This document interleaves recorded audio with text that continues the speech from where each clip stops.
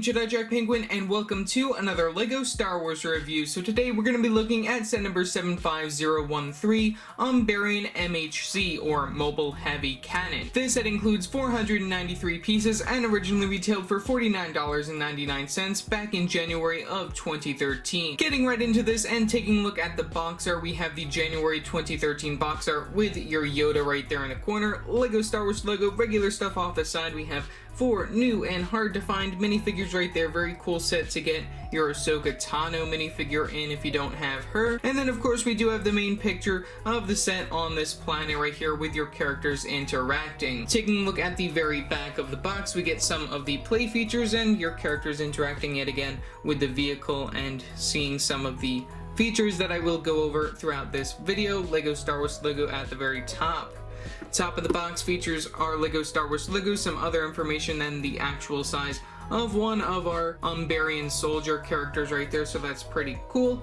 Very sides of the box, you can see that I did have to tape this up. Right here we get our logos, choking hazards, and stuff in different languages. From the side we also do get the smaller picture leading all the way to the very bottom with a LEGO Club advertisement and the LEGO trademarks and the barcode. I did get this at the LEGO store. Forgot that I did get this at the LEGO store, which is primarily where I bought my LEGO sets back in the day, which I don't really do that very often anymore. But yeah, that's pretty much all that I have to say for the box, so let's take a look at the instructions, minifigures, and final overall model. Taking a look at the instructions, we pretty much mimic the front of the box. The very back features the Win Kid right there. You can flip right open. We have a quick LEGO Club advertisement and then a list of all the sets that were available for this particular wave. The only one that I've yet to review on the channel is the A-Wing right there, that I will probably bring a review for sometime in the future, but I do have reviews up for all of the other January 2013 sets, so that's one thing that I did want to note. You guys can check those out in the description below. I think I'm only missing one of the retail exclusives, if I'm not mistaken. And then we do have that code right there for the Yoda Chronicles, and then the piece count for one page, and then another additional page on the other side of that, and then the final overall model for this particular set. So yeah, that's pretty much all that I have to say for the instructions, so let's take a look at our minifigures. For our first minifigure, we have Ahsoka Tano. This version is not exclusive, but also came within the 2014 Coruscant Police gunship set. That is another set that I have reviewed on the channel. You can check it out in the description below. We do get some very nice leg printing on this minifigure right there on those dark brown legs, and then we do get a dark red hips piece right there, which also continues the printing up to the brown torso piece. We get some plain orange arms and some brown hands for some gloves. We get 2 accessories for Ahsoka's minifigure. She is dual wielding 2 of those green lightsabers. Pretty cool to see that, and then you can have one behind her. We get some very nice back printing on this minifigure, which is very nice compared to the original version of Ahsoka from just like the first beginning sets for the Clone Wars right there. We do get a double-sided facial expression, which is also pretty nice to see. We get the first facial expression with a very nice smile, and then the other side has a rather unhappy face for the situations that she will later encounter within these particular episodes. And then I believe that the printing for her head/hair extension going on right there is a little bit darker compared to the previous versions, using a lot more darker blues. And you guys can probably expect me to compare this version and the other version to the newer Ahsoka once I do get that version. So yeah, that's pretty much all for our minifigure of Ahsoka Tano. The next minifigure within the set is this 212th Trooper. This minifigure is exclusive to the set, which is pretty nice. We get some very nice leg printing on those white legs, black belt piece. We get the printing for the main front of the torso piece. We also do get that yellowish orange for the arms and some black hands. We get one accessory being the long gun. We get the printing in addition on the very back of the torso, which is pretty nice. And then for the time period, we do have the regular Clone Wars style clone face right there, so that's very interesting to note since they were trying to change that around within some of the other 2013 January sets, so that's pretty cool to see. And then we do get the printing for the front of the Phase 2 clone helmet right there for your 212th Trooper. Pretty nice character to get. Very disappointing that you can't army build him, but it's fine, it's okay. So at least you get one within this particular wave. So yeah, that's pretty much all for the 212th Trooper.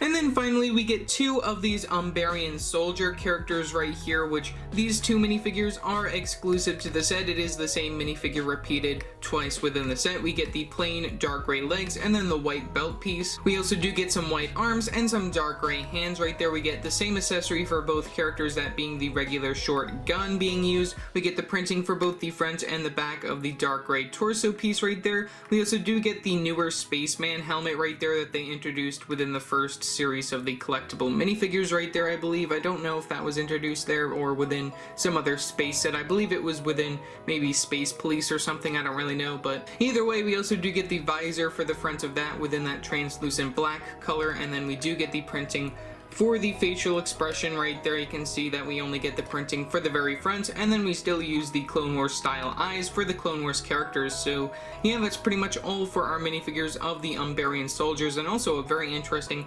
purple color being used for these particular minifigures right there. Okay, so here is the final overall model for the Umbaran Mobile Heavy Cannon. Overall, this build is very, very cool looking. I love all of the sticker details and the color scheme for this. You know, it is the common light gray, dark gray, black color scheme for LEGO Star Wars, but I do really love the extra little bit of dark blue being added right here for this particular vehicle. And this is the main sort of cannon vehicle being used by the Umbarian characters, which I'm really happy that we get them within the set. And this, I believe, is based off one of the last few arcs of the Clone Wars, so it's pretty nice to get it still the same. So getting right into this, we do get the same exact build over and over again 6 times for each of these legs right here, which is really a painful building process, but if you do them all at once, you know, it gets the job done. I do really like the articulation being used right here. We just get the pin going in from the very edge of the main body build right there, which allows this to move back and forth. We get 3 all across one of these Technic areas right here, and then you can see that you can move all 3 of these. We get 1 in the middle and then 1 on each side, so then you can spread them out as you see fit. We also do get the other type of clip connection going on over here at this edge point right here, so then you can adjust this point if you so desire, and then we get a regular clip extension going on from the very foot right there, which is also pretty cool. And I also like the inclusion of all the slope pieces and also the dish piece right there, just for some extra little details, and also that little bit of red, just adding that cheese slope right there at the very bottom. It's very interesting to see that they do have more of that dark red color being used within the set as well. And then you do get the same build for all of these legs. Like I mentioned before, you can spread them out as you see fit, just to make sure that this stays in a stable standing position. The one thing that I don't like though is that these legs will bend on you right there. I think that the support connection right here is meant to bend a little bit, since you see that when I do pick it up, it will just be in its regular form, and then when I place it down, it will bend from the middle, since it is a little heavy towards the middle of the main ship. In addition, I might as well add that the cannon at the very top should be pointed like that, just so then it isn't pointing all the way at the top like I had it. It should be at a regular ground level going on right there. There isn't any seat area right there, so then you can't have any character manning it, but I think you man it from within the vehicle itself. Taking a look at some of the sticker details right here, we're going to start from the very front and then we're going to work our way around. I'm just going to squeeze the legs in so then we can get a better look at this. We get 1 sticker from the very front on this 1x4 tile piece in light gray. We also do get some lights from the very front, some pretend lights using the 1x1 tile piece in translucent. We also do get some pretend guns from the very bottom right there. We use those regular gun pieces, these short gun that we also get as accessories for your Umbarian Guard characters right there. We get some stickers from the very side. We get the same sort of stickers being used on each side. They're just reversed right here on these curved pieces right here. These are super cool. I really love how that gives like the ship these eyes and how that looks pretty cool. And then we also do get some stickers on these 2x4 tile pieces in light gray as well. Like I mentioned previously, we do get that on both sides. If you move to the other side of the ship, you can see that over here, so there's a quick look at that.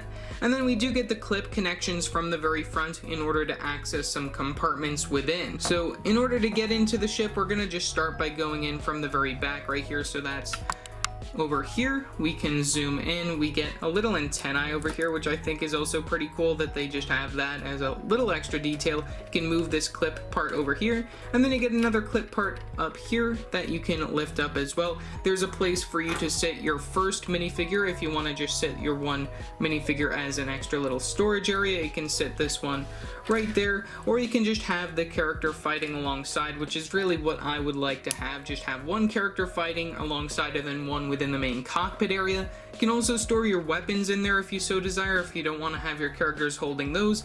But like I said, just an easy clip open close area going on right there.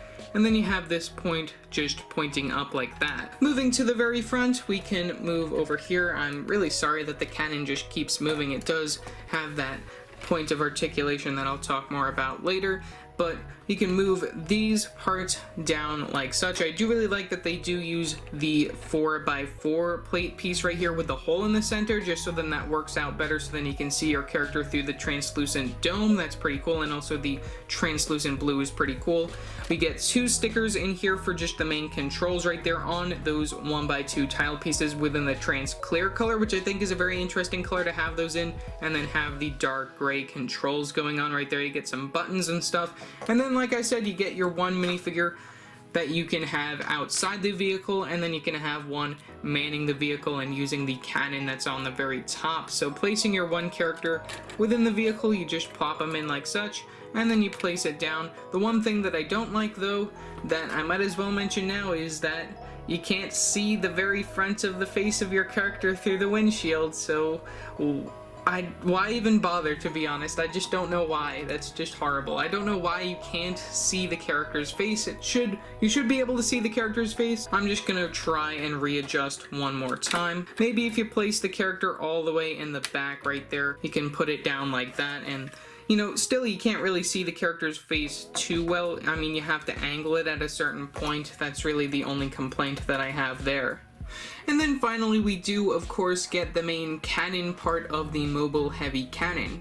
One thing that I do really like is that we do get a little bit of extra details right here. We get some stickers on the sides of these pieces over here. Don't really know what to call these, but you normally see these when it comes to like giant mechs and stuff, but it's pretty cool to get them within this light gray color still the same. You can see that we get the stickers on each side right there, just reversed. We also do get some of these dome pieces on the very side as well. We get the main cannon piece, which I think it's very interesting to see that we don't get any stud guns or any of that kind of stuff, since this was released in 2013, which actually they didn't have them back in 2013, so it's still very interesting to see that they have this right here. Though I think that LEGO has just recently remade that particular piece, so we will be seeing newer versions of that particular shooting device within future sets. We do get a clip connection from the very back that doesn't have anything really to do. You just can move that if you want to. And then we do get the main option of shooting off your cannon like this. And that shoots off into the distance, which it's pretty easy to get if you just shoot it at a wall, but either way, we don't get any extras of those. You just reload it by putting it back in like that. And then one thing that I do really love about this, other than the fact that you can adjust this so then you can move around the cannon like in a 360 direction, and you can bring it up if you want to shoot higher or if you want to shoot lower. I think that's very nice. But we do get a point down on the very bottom right here, which you can see that we have this lever sort of thing going on over here. If you turn that, that will turn the overall cannon, so that's something that I think is really cool. I'll just show that from the back right here. You move that and that will move the cannon. I think that's really cool that they have that going through the entire model, just so then this would work very nice and easily if you want to just point it in a certain direction. That's very well done by LEGO. And then yet again, here's just a look at the bottom building techniques going on for this particular set if you are interested. And then we can just take an overall top look if you want to see what that would look like over here. So here's a top look at the overall build for this particular set. Trying to get my best view in it, but either way, that's pretty much all that I have to say for this particular build. So overall, for $50 back in the day, I think this was a very nice deal. You do get Ahsoka Tano, who only came within one other set the following year, and then you do get a 212 Trooper and 2 of your Umbaran soldiers, who only come within this particular set. The overall color scheme for this cannon build I think is very nice. I do really love the stickers that add a lot of very nice details, and just the color scheme, like I said, that dark blue mixed with the regular light gray, dark gray, and black of the Star Wars theme looks pretty nice overall. So yeah, that's pretty much all that I have to say for this particular video. Leave your thoughts down in the comment section below what your thoughts are on this set. Also remember to like and subscribe and hit that bell icon so every time I upload a new video. So yeah, that's it for now, and I will see you next time. Bye!